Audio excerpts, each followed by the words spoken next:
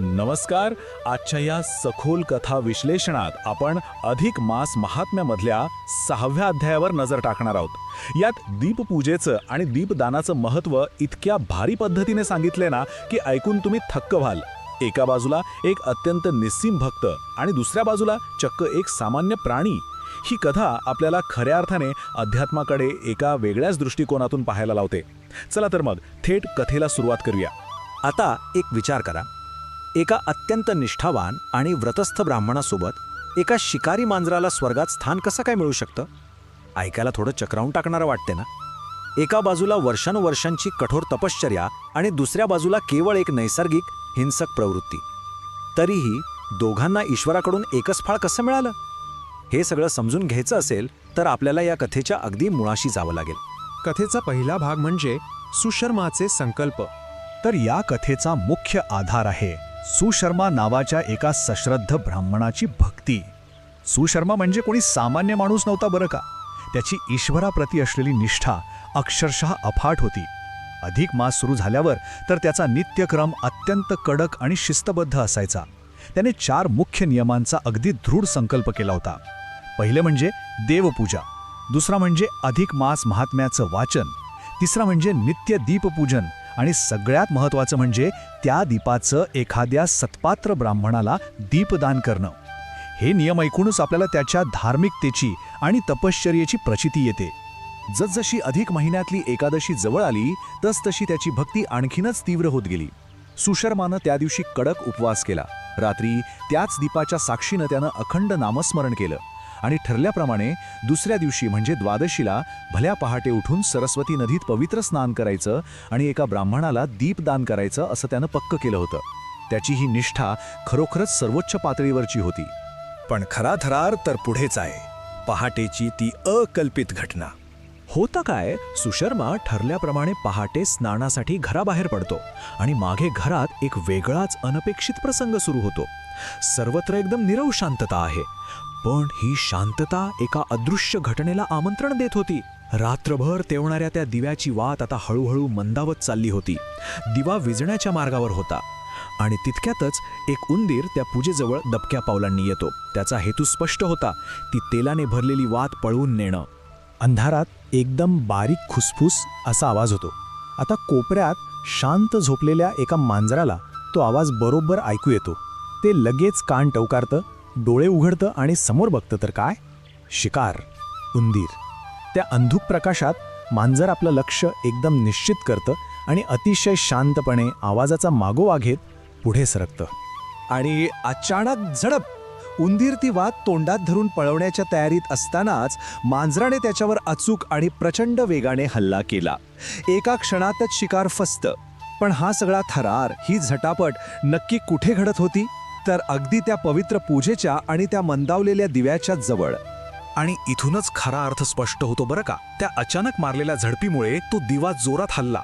त्या धक्क्याने वातीवर साचलेली सगळी काजळी खाली पडली आणि जी वात मगाशी विझण्याच्या मार्गावर होती ना ती अचानक पुन्हा प्रखरपणे तेजाळली. मांजराची कृती पूर्णपणे हिंसक होती. त्याचा हेतू फक्त शिकार करण्याचा होता, पण त्याचा अनपेक्षित परिणाम असा झाला की तो पवित्र दिवा विझण्यापासून वाचला. आता आपण वळूया विधी आणि फळाकडे. आता पुन्हा सुशर्माकडे येऊया. घरात एवढा मोठा प्राण्यांच्या जीवन मरणाचा संघर्ष घडून गेलाय याची त्याला पुसटशीही कल्पना नाहीये. तो आपलं पवित्र स्नान पूर्ण करून अत्यंत प्रसन्न मनाने घरी परत येतोय. सुशर्मा एका ब्राह्मणाला सोबत घेऊन घरात प्रवेश करतो आणि समोरचं दृश्य पाहून तो अक्षरशः थक्कच होतो. कारण त्याचं संपूर्ण घर एका लखलखीत दैवी प्रकाशाने उजळून निघालं होतं. दिव्याचा तो प्रखर प्रकाश पाहून सुशर्माला प्रचंड आनंद आणि एक वेगळंच समाधान मिळतं. त्याच लखलखत्या प्रकाशात त्या ब्राह्मणाच्या मार्गदर्शनाखाली सुशर्माने आपली दीपपूजा अत्यंत भक्तिभावाने पूर्ण केली आणि अतिशय श्रद्धेनं तो पवित्र दीप त्याने त्या ब्राह्मणाला दान केला.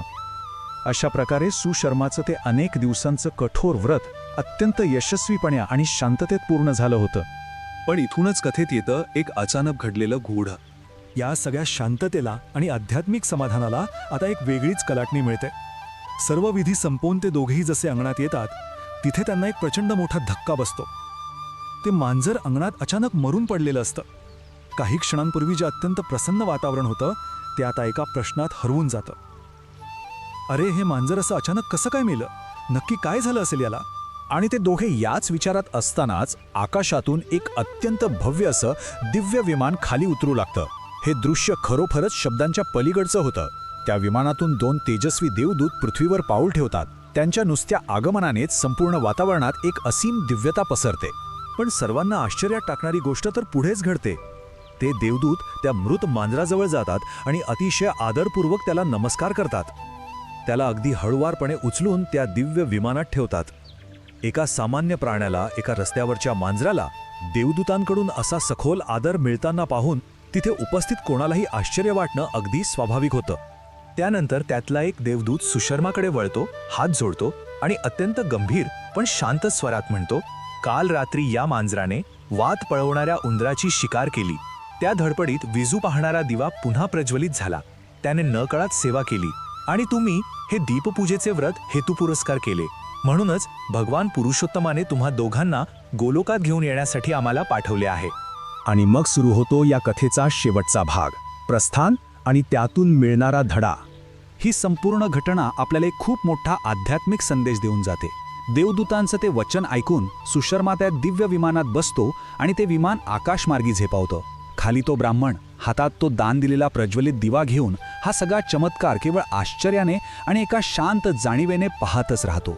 तर इथला सर्वात कळीचा मुद्दा असा आहे की ही कथा हेतुपुरस्कार केलेली भक्ती आणि नकळत घडलेली सेवा यांची एक अप्रतिम तुलना करते. सुशर्माचे ते नियम, उपवास आणि दान हे सगळं हेतुपुरस्कार होतं. दुसरीकडे मांजराचे शिकार हे केवळ एक नैसर्गिक कर्म होतं, पण त्यामुळे नकळतपणे तो पवित्र प्रकाश वाचला गेला. दोन्ही मार्ग पूर्णपणे वेगळे होते, पण दोघांनाही तोच अंतिम मोक्ष प्राप्त झाला, कारण दोघांच्याही हातून ईश्वराची सेवा घडली. यालाच आपण दिव्य कृपा म्हणतो. पवित्र गोष्टींचं रक्षण, मग ते चुकून किंवा अगदी नकळत का होईना, जर आपल्या हातून घडलं तर ईश्वराच्या दरबारी ते अत्यंत पुण्याचं मानलं जातं. आपली एखादी छोटीशी कृती या विश्वात किती दूरवर आणि किती सखोल परिणाम करू शकते हे यातून अगदी स्पष्ट होतं. त्या दान केलेल्या दिव्याने ब्राह्मणाला कर्म आणि भक्तीचा एक अत्यंत खोल आणि शांत धडा दिला. शेवटी आपणही हा विचार करायलाच हवा.